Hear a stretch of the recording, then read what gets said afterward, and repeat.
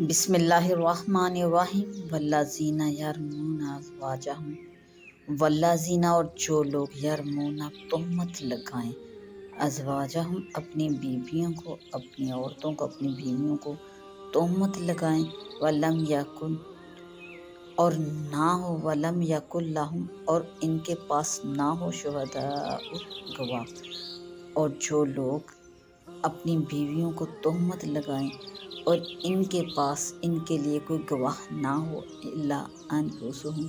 مگر صرف ان کی خود کی اپنی جانوں کے علاوہ، فشہادۃ احدہم، تو ان میں سے ہر ایک گواہی دے، احدہم، تو ان میں سے ہر ایک گواہی دے، اربع، چار، شہادت باللہ، چار گواہیاں اللہ کی قسم سے، شہادت باللہ، اللہ کی قسم کے ساتھ چار گواہیاں دے، انہو، کہ بے شک، لمن الصادقین، کہ بے شک وہ سچ بولنے والے ہیں۔ اور جو لوگ اپنی بیویوں کو تہمت لگائیں اور ان کے پاس ان کی اپنی جانوں کے علاوہ گواہ نہ ہوں، تو یہ تہمت لگانے والا اللہ کی قسم کھا کر چار مرتبہ یوں کہے کہ بلا شبہ، بلا شک وہ سچوں میں سے ہے۔ کوئی مرد عورت کو زنا کی تہمت لگا دے اور اپنی بات کو سچا ثابت کرنے کے لیے چار گواہ پیش نہ کر سکے، تو اس تہمت لگانے والے پر حد قذف جاری ہوگی، یعنی اسے 80 کوڑے لگائے جائیں گے۔ لیکن اگر کوئی مرد اپنی بیوی کے بارے میں یوں کہے کہ اس نے زنا کیا ہے، اور اس کی عورت اس بات کو جھٹلائے اور شوہر کے پاس چار گواہ نہیں ہیں، تو گواہ نہ ہونے کی وجہ سے شوہر کو حد قذف نہیں لگائی جائے گی، بلکہ جج، قاضی یا امیر المومنین شوہر سے کہے گا کہ تو لعن کر یا یہ اقرار کر کے تو نے جھوٹی تہمت لگائی ہے۔ اگر وہ شخص وہ دونوں میں سے کسی ایک بات پر راضی نہ ہو تو قاضی اسے بند کر دے گا، یہاں تک کہ لعن کرنے پر راضی ہو جائے یا یوں کہے کہ میں نے جھوٹی تہمت لگائی ہے۔ اگر اس دوسری بات کا اقرار کرے تو پھر اسے حد قذف لگائی جائے گی۔ اگر وہ اپنے نفس کو نہیں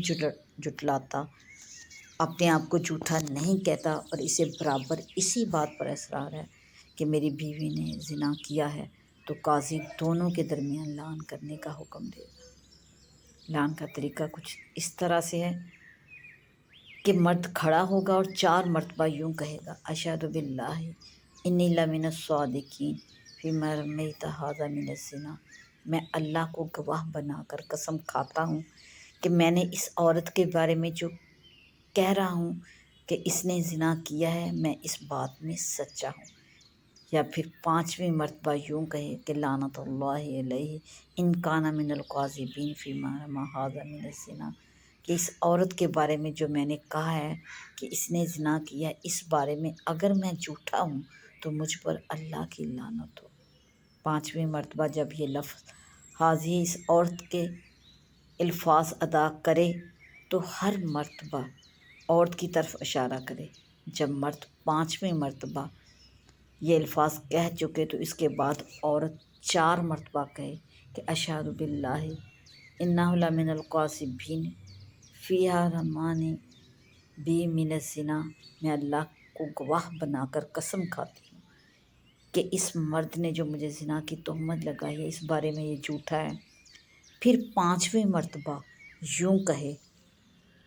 ان غاضب اللہ علیہ ان کان من الصادقین فیہا رمانی بہ من الزنا، کہ مجھ پر اللہ کا غضب نازل ہو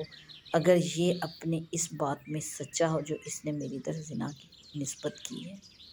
جب دونوں لعن کر لیں تو اب قاضی، جج یا امیر المومنین ان دونوں کے درمیان تفریق کر دے گا، اور یہ تفریق کرنا طلاق بائن کے حکم میں ہوگا۔ اور اگر لعن اس لیے تھا کہ نومولود بچے کے بارے میں شوہر نے یوں کہا تھا کہ یہ میرا بچہ نہیں ہے، تو لعن کے بعد تفریق کرنے کے ساتھ ساتھ قاضی اس بچے کا نسب اس مرد سے ختم کر دے گا اور یہ حکم نافذ کر دے گا کہ یہ بچہ اپنی ماں کا ہے، اس عورت کے شوہر کا نہیں ہے۔ لعن کرنے کے بعد اگر شوہر اپنی تکذیب کر دے، یعنی یوں کہہ دے کہ میں نے جھوٹی تہمت لگائی تھی، تو پھر قاضی یا جج اسے حد قذف یعنی 80 کوڑے لگائے گا۔ صحیح بخاری میں بھی حضرت ابن عباس رضی اللہ عنہ سے مروی ہے کہ حلال بن امیہ نے جو اپنی بیوی کے بارے میں یوں کہا کہ اس نے فلاں شخص سے زنا کیا ہے، تو ان آیات لعن والذین یرمون ازواجہم یہ والی آیات نازل اللہ تعالیٰ کی طرف سے ہوئی۔ لعن کی شرائط ہیں جو فقہ کی کتابوں میں لکھے، ان میں سے ایک یہ ہے کہ بیوی نابالغہ نہ ہو، دیوانی نہ ہو، اور شوہر نابالغ اور دیوانہ نہ ہو، اور اگر گھونگا شوہر اشاروں سے اپنی بیوی کو تہمت لگا دے تو اس کی وجہ سے قاضی لعن کا حکم نہیں دے گا۔